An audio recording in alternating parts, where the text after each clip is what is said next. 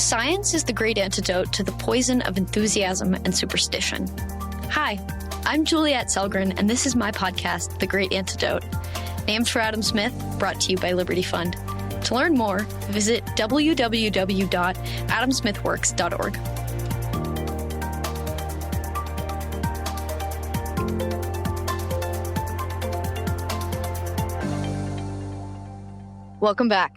Today, on May 23rd, 2023, we're going to be talking about theories of the causes of and solutions to inflation, or potential ones. I'm delighted to have John Cochrane on the podcast. He's a renowned economist and a senior fellow at the Hoover Institution at Stanford. He is a 2023 winner of the Bradley Prize. They just released their speeches online, so you should go check his out. It's great. And he writes a popular blog called The Grumpy Economist. He's also a former professor of economics and finance at the University of Chicago, where he was the editor of the JPE, the Journal of Political Economy. I feel like in my head I say it as an acronym, and then I've never pronounced it out loud. So he's also the author of a recent book called The Fiscal Theory of the Price Level. So thank you for all the work that you've done, and thank you for joining me on the podcast. Thanks. It's a great pleasure to be here. So before we get started, what is the most important thing that people my age or in my generation should know that we don't? Can I give you two? Yeah. As your listeners are soon about to find out, I'm not very good at short answers to any questions. I'm tempted to, give the obvious political one. Most people, when they're young, and especially these days, don't have an appreciation of the history, the institutions, the wonderful and delicate society that we live in, and where it came from, and your role in preserving those institutions, and how much better we are off than our ancestors, and we want to make sure our children are the same way. But I'll give you a personal one instead, or that's my way of hiding two into one answer. I look back to when I was your age, at least, and I lived in a fog. So I'm going to give you the old man's advice. Life is really short, shorter than most young people think it is. And it's more random. So you just bat around from thing to thing. I called myself in the Major of the Month Club for a long time. I've done all sorts of things, and you never really make a plan. You try lots of things and stick with the ones that work. But you got to also think about, how fast life will go by. I still feel like I'm 19, but I'm 65, and it seems like it went by in a blink of an eyelash. And most young people don't think forwards. You don't really understand what life is like, but you can. I think it's unfortunate. It's because we don't really live in village lives anymore. You used to have aunts and uncles and lots of people at all stages in life that you could sort of identify with, and now we kind of live alone when we're young. So, but life will come. Don't waste your 20s goofing around. Your 20s is when you build experiences that turn into careers. Nobody knows what they're going to do, but just do things. And I'll give some personal advice too. When you're dating, you're looking for the person that you can raise kids with. Marry young, have your kids young, stay married, max out your 401k and stocks, and think ahead. That's funny. I was just thinking to myself earlier today, you are freaking out about the future for no reason. Life is not that short. I guess maybe I'm wrong, but I don't know. It's kind of interesting because with so many kids, especially my age, with anxiety, it's almost like all they can think about is the future. And yet we don't really think about the future at the same time. I don't really know how to make that make sense because I guess I'm not a doctor. No, I think you're onto something. There is this well-documented anxiety and mental health crisis, which is kind of strange. The United States is right now the most prosperous, healthy society that has ever been. And it's funny. Lots of people don't think about, exactly when am I going to have kids and how, but they do think about, the climate is about to, the oceans are about to boil, I think, as Al Gore put it, and sort of live in this vague anxiety about very low probability events, but don't think about their own lives very clearly. I think part of it is also almost like a focus thing. Instead of stressing out about the things that you can't really control, or even if you can, it's super duper marginal. It's even more marginal than arguably anything that we talk about with regard to like marginal evaluation. And your life is in your hands. So maybe that is easier to be in control of. I don't know. That's just my current thought. Yes, don't get too swept up into political causes is a good good piece of advice. As well as, worry about things that you can control. That's a good piece of advice. Anyway, that's my fatherly advice for the beginning of the show. It's much appreciated. And now let's turn to inflation, a less fatherly topic, maybe. So we're facing inflation seemingly for the first time in a little bit, I feel like. Well, I mean, it's always happening, 2% or something.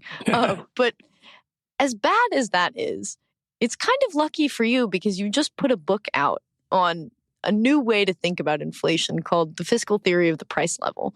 And lucky for you, I say, not because you don't face inflation the way the rest of us do, but because economists have thought about inflation in like kind of one way for a while. And they thought that they had conquered it, but that's not really the case.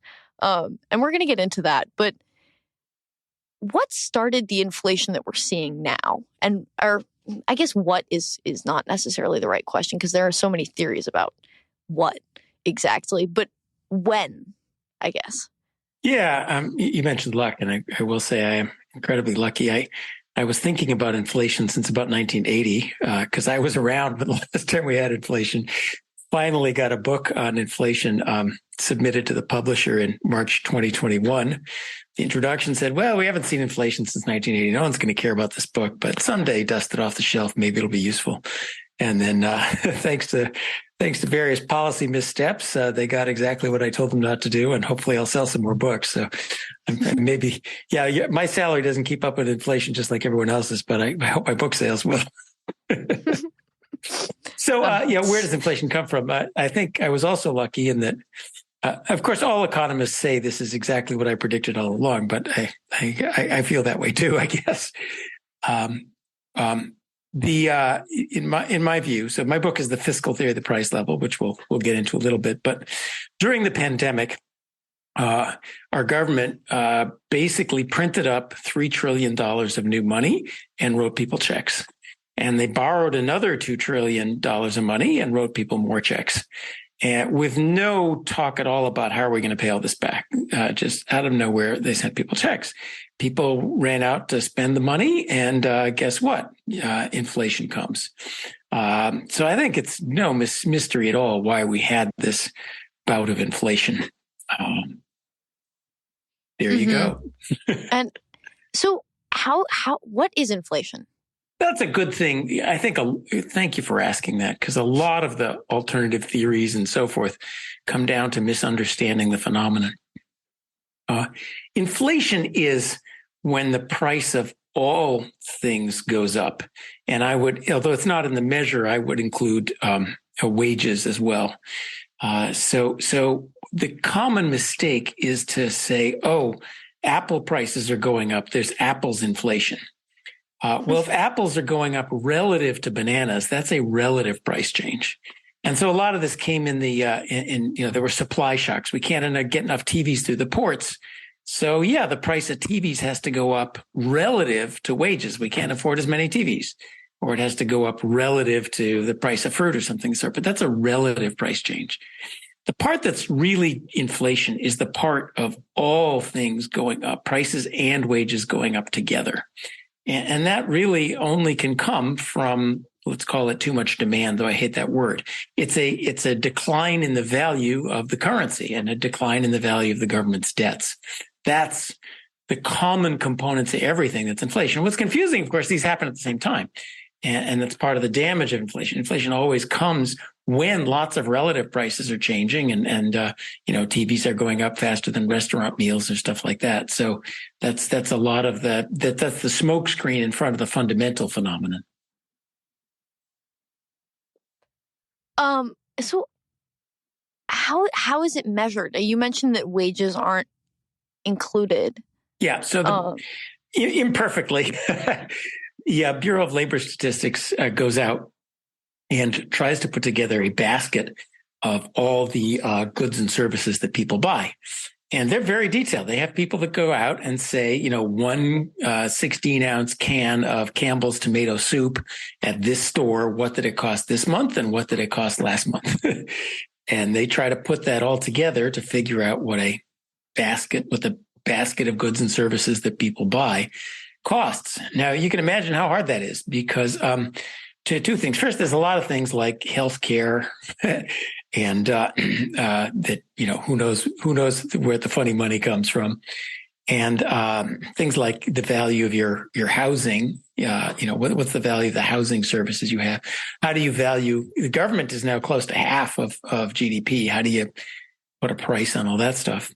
And how do you handle the new iPhone comes in and it costs, 10% more than the old iPhone? Well, is that inflation or is that actually deflation because it's 20% better?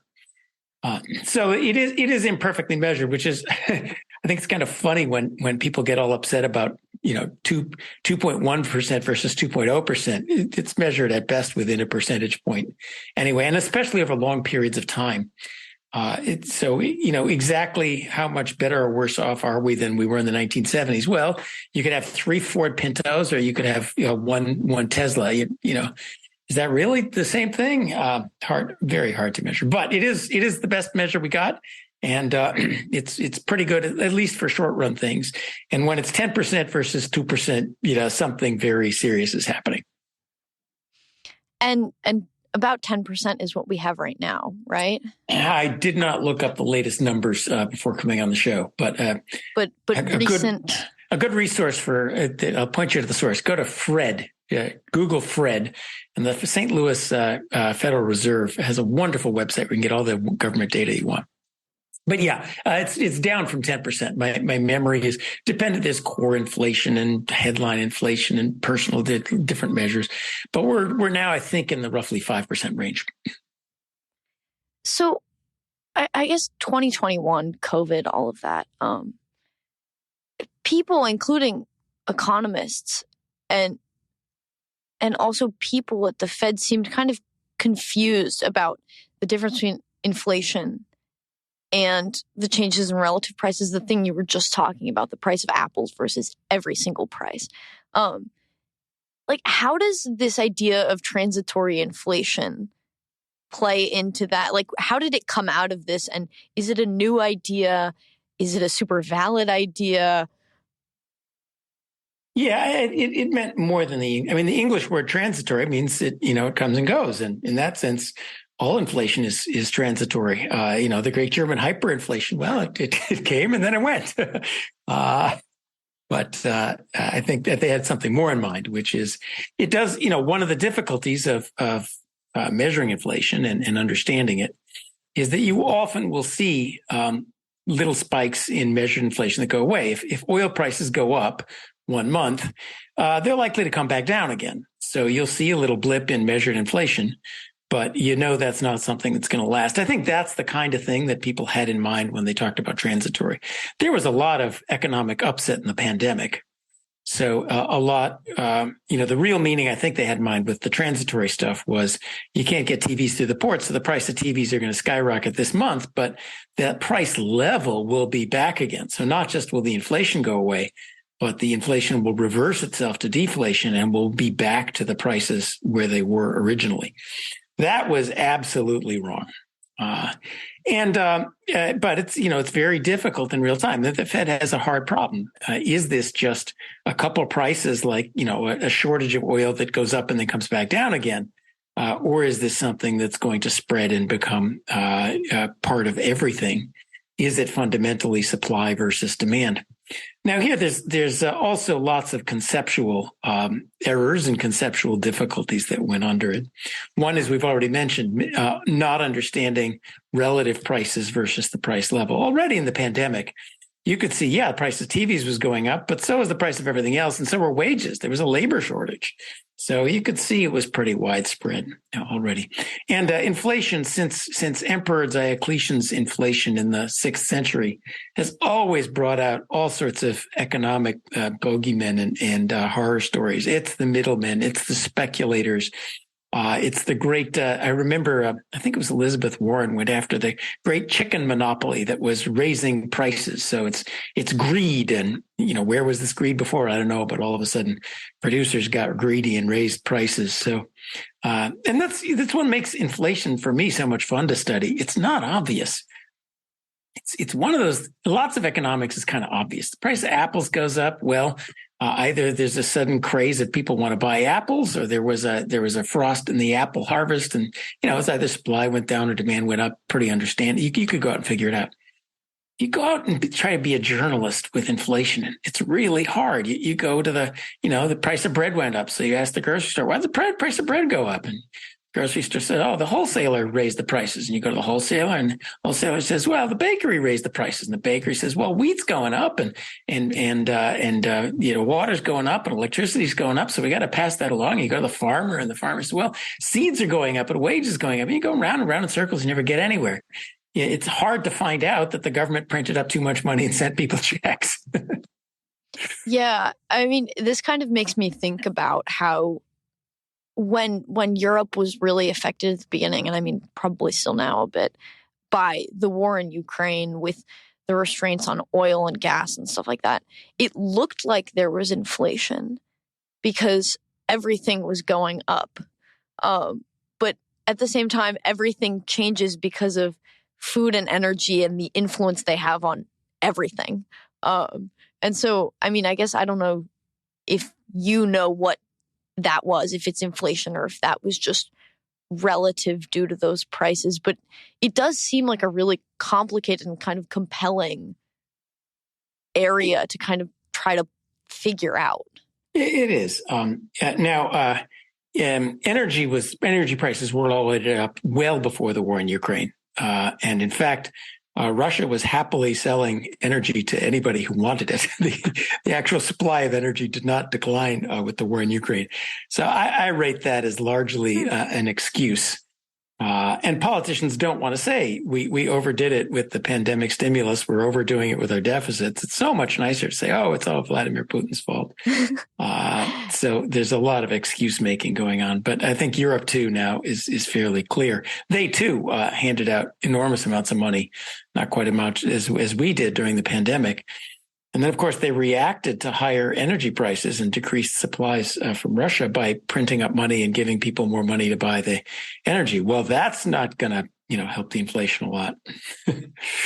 Yeah, it's interesting. I was in France a few months ago, and they had like the lights off everywhere, which I didn't think was necessarily a bad thing. It was just a weird sight when like the Eiffel Tower was turned off, and I was like, huh. Well, there is a wonderful story going on in Europe, and I really want to cite my colleague Ben Moll at the London School of Economics, who was he's German, and he was really in for it. When the war started, there was lots of hue and cry about how the economy is going to crater because we won't have any oil and so forth. And the magic, there's a lot of one of the magic things in economics is substitution. The ability of people you look at oil and you say, making something takes 3 barrels of oil. If we only got 2 barrels of oil, output will go down by 2/3. Well, it turns out that especially in the short run, you can rearrange things. Especially both short and long run, you can rearrange things to make do with a whole lot less oil. And the German economy has come through, and the French economy, much, much better than all of the politicians thought it would because of the magic of substitution. And some of it's not fun. Now, one of the things Ben pointed out, for example, a fertilizer takes a lot of natural gas to produce. So what can you do about that? Well, one thing you can do is shut down the domestic fertilizer that, keeps the economy going. It's not necessarily great for Europe, of course, because now they got to export stuff instead. But you certainly don't have to not have fertilizer in the crops this spring because we have less oil. Thinking about inflation, or like just generally makes me think of all these questions that I've never really understood. Kind of going back to the U.S. So the Fed defines price stability as a 2% growth in the price level. Why is it not zero? Good question. The Fed's mandate is price stability. How did we get from price stability to eternal 2% inflation? I'd like to know. I read the clear words of the mandate as price stability, meaning price level is the same. And that's not just 0% inflation. That's if there's a unexpected 1 or 2% inflation, we got to squeeze that out and get prices back to where they are. And indeed, when that was written, price stability, we were still under the gold standard, which had kept the price level stable for hundreds of years. Now, it wasn't great. I'm not advocating back to the gold standard. Just it's clear to me the intent of that was the price level should be stable. And so I'm actually, I think that's an appropriate, not just, I don't want to be legalistic. Let's be an economist. I don't see why we need 2% inflation forever. The excuse for it is, it's sort of like the old idea that wearing shoes that are 2 sizes too small during the day, it feels so much better to take them off at night. That if you have a 2% inflation regularly, then interest rates can be 3 or 4%, and then the Fed can lower interest rates more to stimulate during a recession. I won't go too deep into economics. I don't think that really makes much sense anyway. So I don't see why we have to have constant 2% inflation. So right, back to zero. I'm with you. Yeah, the shoes thing makes it seem really uncomfortable. Okay, so the prevailing theory for all these years was about the cause of inflation was that monetary expansion was the cause, like printing the money, I think. So can you explain how this theory works, what it says? Yeah, and I'll explain it by contrast with my favorite, the fiscal theory. So we both agree, if you print $5 trillion and hand it to people in the form of checks, that they're going to go out and spend that, and there isn't enough to go around. We're getting inflation. Perfectly sensible. So it's too much money chasing too few goods and services. That's always inflation. The question is, what exactly is money, and how much is too much? Now, the old the monetarists, which is exactly what you're referring to, took that observation, and most of the historical episodes are in fact governments printing money to cover deficits and causing inflation. But when you say it's too much money, that is too much money relative to other things. So the standard view was you need some money is not a great thing to hold because it doesn't pay interest. But you need some money in your wallet in order to make your transactions.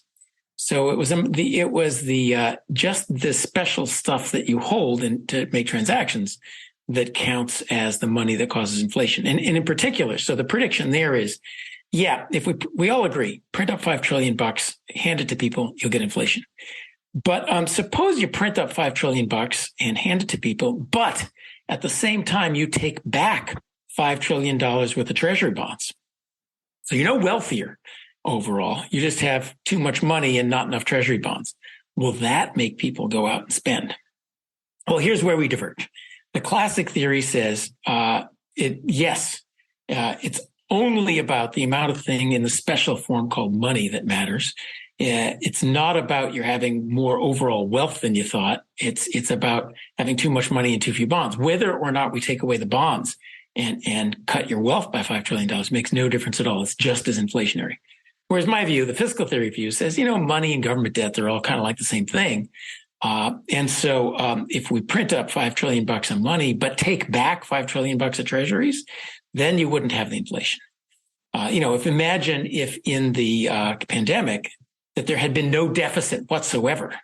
We simply rearranged things, and instead of people holding treasury bills directly, people held money market accounts that had treasury bills. That wouldn't make any. I say that wouldn't make any difference. Standard monetarists say it makes a huge difference. So that's really the cleavage point between the standard monetary view and the fiscal theory view. Is it money versus bonds? Is it something wrong with the composition of the assets you hold? Or is it overall too much government debt of all forms, including money, relative to what you think they're going to pay it back? So then where does your skepticism come from for the monetary theory.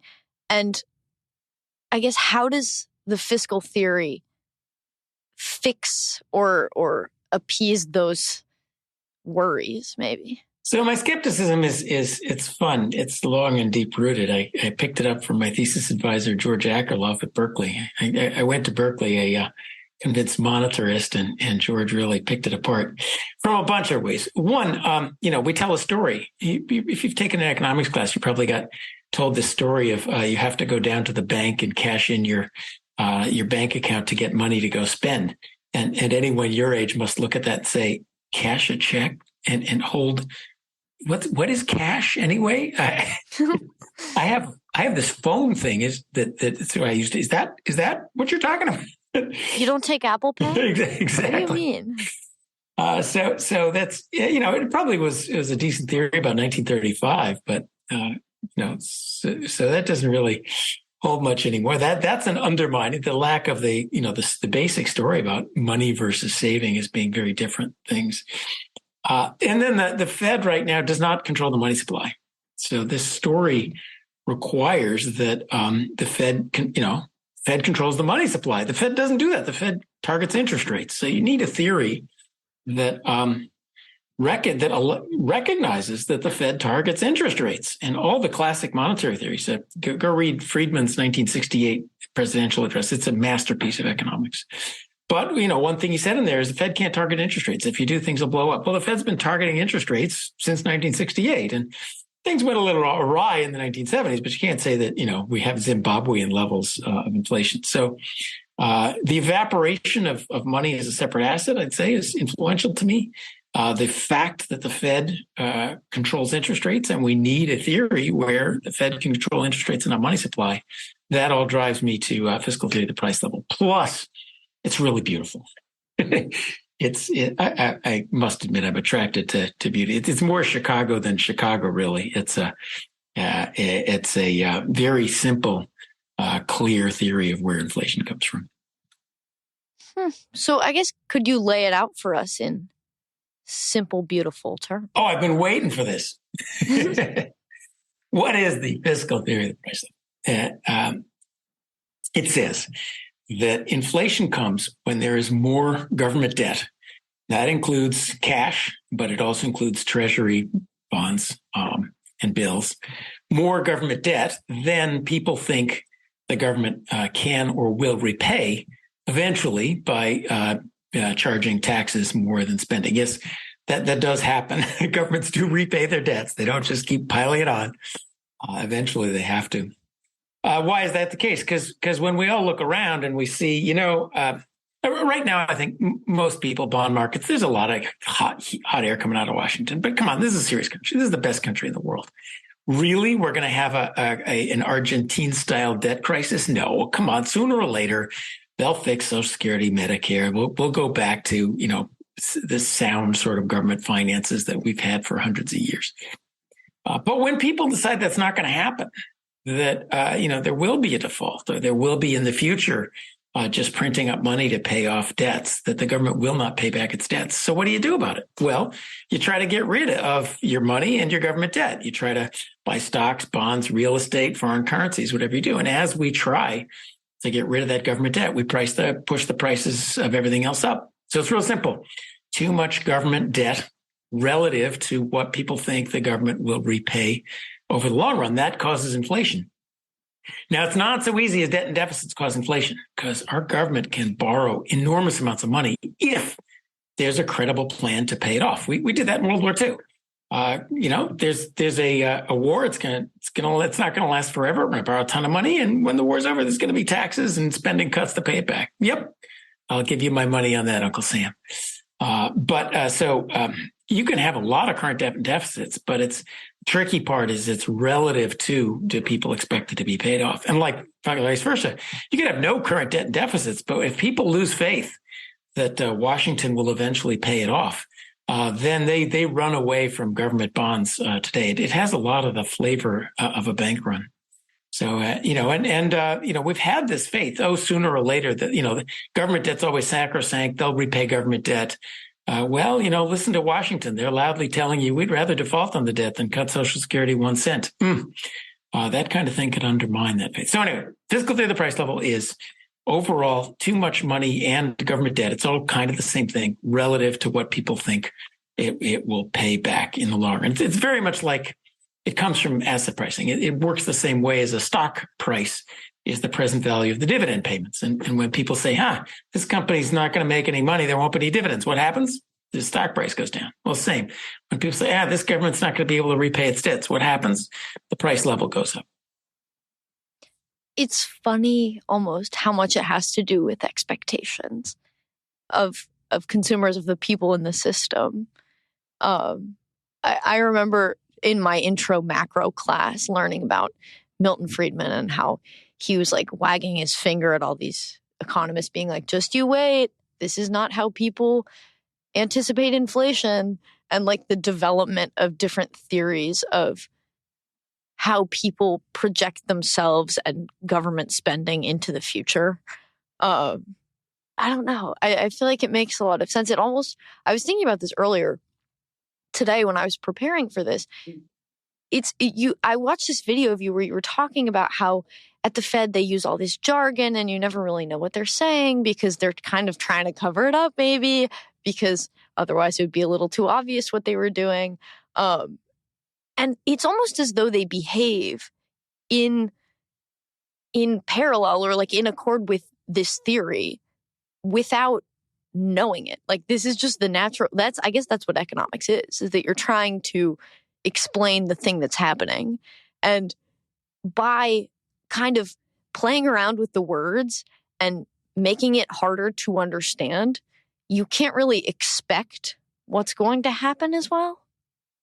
Does this make any sense? This is you're onto a deep set of issues here. Let me respond to both. Yeah, on the expectations. So, I wish the hard. Let's just you can understand this issue. The basic theory is pretty clear: debt relative to expectations of what the government will pay off. Well, where did that come from?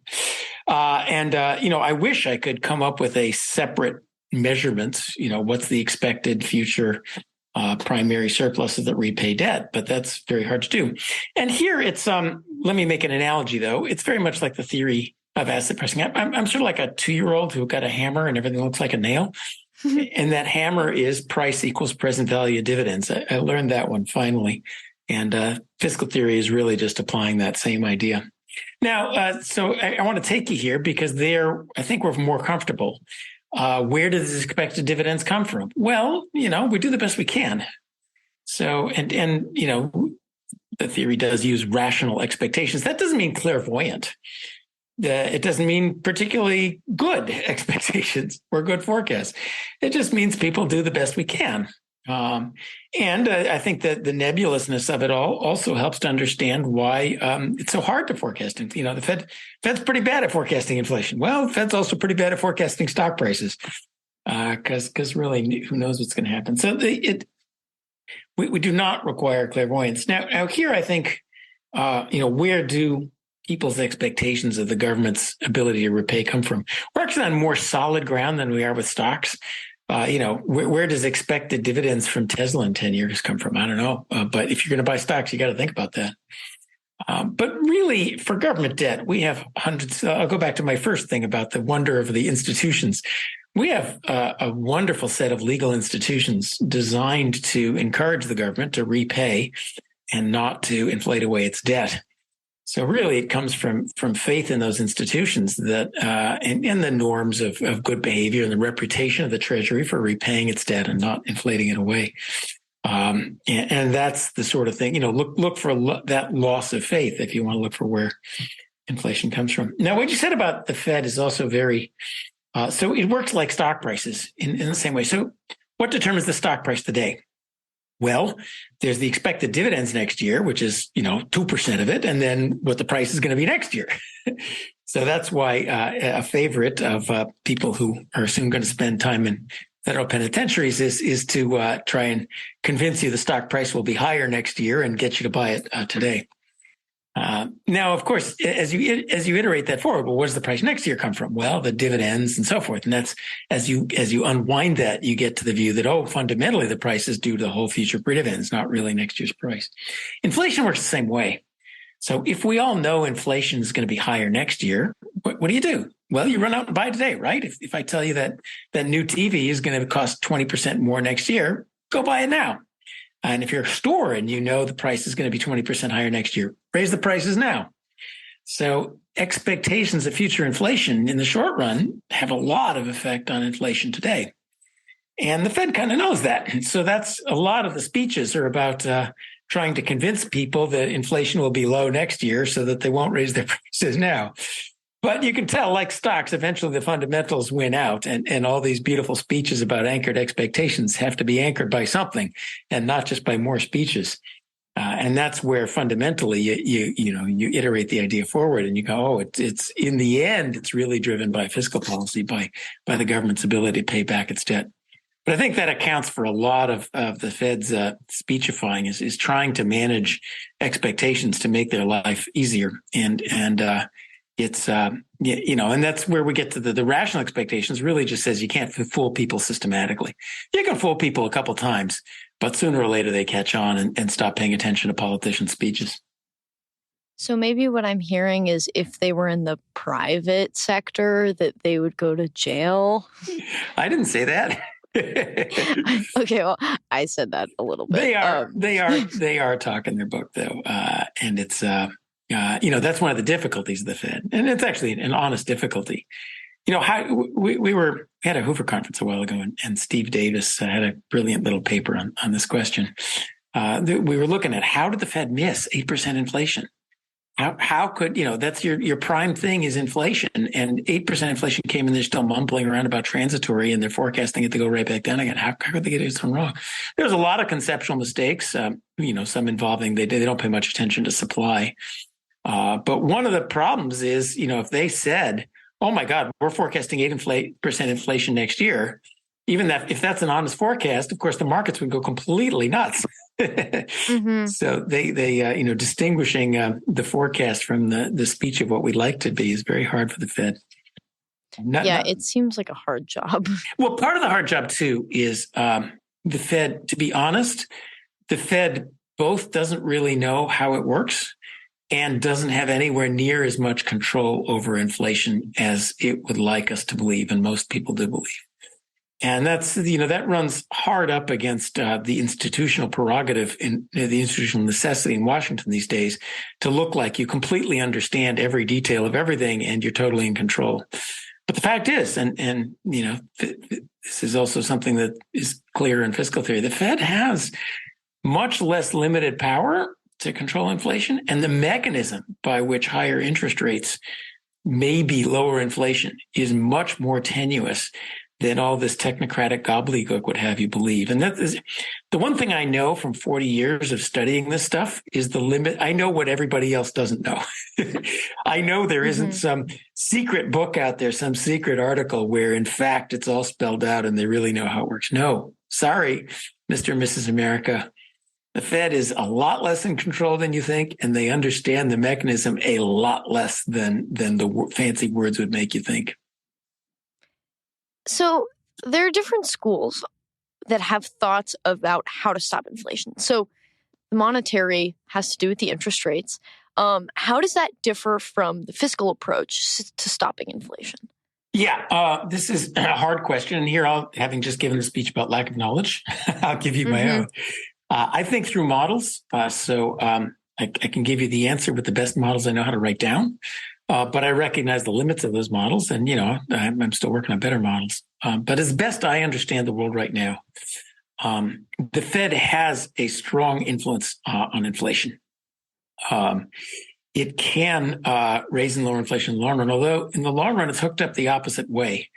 We know that over very long time periods, higher interest rates go with higher inflation. Venezuela has, 100% interest rates and 100% inflation. It's not the other way around. But the Fed can control things over the very long run. But there's nothing. If the government runs up and spends $5 trillion, throws out the window, there's going to be inflation, and there's nothing the Fed can do about that. The Fed can kind of control when it happens, but it can't control that fiscal policy is going to cause inflation. And the Fed can smooth out the path. It can lower inflation now, but by accepting a little more inflation in the future. So it has a short run ability to move inflation around, but it's a little more limited in the long run. So that all goes by way of saying, well, let's look back at history with also the importance of fiscal things in the back of our minds. And all the successful ends of inflation have involved jointly monetary policy, fiscal policy, and microeconomic policy. As long as the government is printing up money to pay its bills, there's going to be inflation, and there's pretty much nothing the central bank can do about that, no matter what it does with interest rates. So you got to get the fiscal policy under control. The central bank can stave things off for a while. So Latin American countries often have this. Brazil will have an inflation. The central bank does a whole lot of stuff with interest rates, clamps down. There's a bit of a recession. Inflation recedes, but they haven't solved the problem that they're not paying their bills, and then inflation comes right back again. So you have to solve the monetary problem, the fiscal problem. Monetary policy has to help with that. And the best way to solve the fiscal problem is to let the economy grow. Raising tax rates is like walking up a sand dune, because every time you raise tax rates, you kill the real economy. So the best way to do it is to let the economy grow. And that's actually what happened in the 1980s. The U.S. had, there was a famous monetary tightening. But there was also a Social Security reform, a deep reform of fiscal policy. There was a deregulatory reform. The economy grew like crazy, and the government by the 1990s was raking in money. So it all three worked together. So I really, if you want, I think here looking at the future is difficult, and I may be wrong, but I think we're at the point where $1 trillion deficits and an unreformed entitlements crisis looming is not something we can ignore and permanently get inflation down into the low stable range again. Do you have a nugget of optimism for us as we close? Yes, two. One is that I work on inflation because it's where I think I know the answers and I find it interesting. But of course, the most important thing in economics is long-run growth. Inflation, recessions, they all kind of come and go. It's a pain in the butt. And, the serious inflation, which will be like a sovereign debt crisis in the U.S. is a pretty awful thing. But long-run growth is way more important. I just don't do that because, everybody else who does it is so much smarter than I am. And I don't really have anything to contribute to it. And I do have faith eventually. Really it's the question of, are American institutions going to go by the wayside, or are they going to hold and be rebuilt? And one of the institutions is that ever since Alexander Hamilton, we repay our debts. We don't really let a horrible inflation. We don't let a debt crisis break out. So I think I hope we're away from that, and that the simple kind of reforms that need to be done will be done, and we can get back to it. But hold on to your pocketbook if not. Thank you so much for taking the time to explain this all to me and my listeners, and for sharing your wisdom. I have one last question for you. Well, I want to put in a last plug. Yes. The Fiscal Theory of the Price Level book has a lot of equations, and it's aimed at fellow economists. But if you go to my website, johnhcochrane.com, and find the Fiscal Theory tab, there's some essays in just plain English that explain these ideas without the equations. So I hate to be a guy on a book tour saying, don't buy my book, but go there and take a look, for example, at Fiscal Histories, which is it talks about how do you use the fiscal theory to understand. That's a good first dose of Fiscal Theory of the Price Level. Okay, go ahead. Last question. But if you're a mathematician or an economist, check out the book. Yeah, you have to learn to do Fiscal Theory of the Price Level if you're going to be an economist. And for that, you got to do the equations. Economics needs the equations. You just cannot, beautiful prose will let you just get confused and not tie the ends up correctly. So things that are written in equations aren't necessarily right, but things that can't be written in equations are almost always wrong. That's a good point. One of my econ professors said that very thing. And I stopped criticizing the equation so much after that. The fact is in economics, we don't have enough math. There's so many things that we talk about. Take those Federal Reserve speeches. Most of those they're way ahead of the math that we have to make it precise. So don't make fun of math and economics. Okay. Mm-hmm. All right. What is one thing that you believed at one time in your life that you later changed your position on, and why? Oh, gosh. Do I only get one? You can have like 2 or 3 if good. you would like. One of my greatest pleasures in my academic life is being proved that I'm wrong. And of course, in academic life, it happens over and over again. But it's a good reason to go in academic. There's nothing that I like better than something I've just kind of believed without thinking too much about it. And then someone says to me, John, you're wrong about that, and shows me exactly that I'm wrong, and then changes my outlook on life. That just makes my day. And it happens pretty frequently. In my professional career, I'll mention, most of the things I do now. When I took my first macro class, I thought macro was all BS. It was horrible. And of course, here I am. I mentioned earlier, I started as a young monetarist until George Akerlof opened my eyes that had to be all wrong. I spent a lot of my life as a finance professor, and I distinctly remember taking my first finance class and thinking, this is all stupid. They're just running regressions of one stock return on another stock return. How could you waste your time with that? Similarly, in macro, I made fun of sticky prices forever in the whole new Keynesian literature until I learned about it. And so there's a lesson there. Don't disparage things you don't know about as being silly until you learn about them. That's important. And similarly, my sort of larger outlook on life and sort of political orientation, that sort of thing, has had many times when I just sort of unthinkingly went with what my crowd thought, and then somebody would slap me in the face and wake me up. And I'll say one. I used to be I grew up in a university community. I was a standard issue liberal, and I bought the line that we need to get rid of guns are terrible. We need to control guns. And then a really good friend of mine in graduate school she's a woman, and she lived in Berkeley on the south side of campus. And, I spouted this view, and she said, John, I have a gun. I went, what? I said, yeah, I live in an apartment in a bad neighborhood on the south side of campus. I'm a woman. I live alone. If somebody breaks in, the cops aren't going to come. It's right under my bed. Now, I don't know I don't want to necessarily agree with that or not, but it was a moment that, shook me and made me realize I hadn't thought through this issue. And Maria's got a point. So thank you, Maria. And thank you, everybody else who has enlightened me about something that I hadn't thought about. And more deeply, those experiences have enlightened me. Don't disparage things. Don't go along too easily with the flow. Learn about it and only disparage it after you've learned about it. You're really sure you know what you're talking about.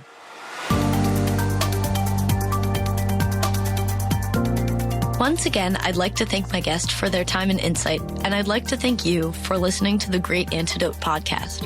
The Great Antidote is sound engineered by Rich Goyette. If you have any questions, any guests or topic recommendations, please feel free to reach out to me at thegreatantidote@gmail.com. Thank you.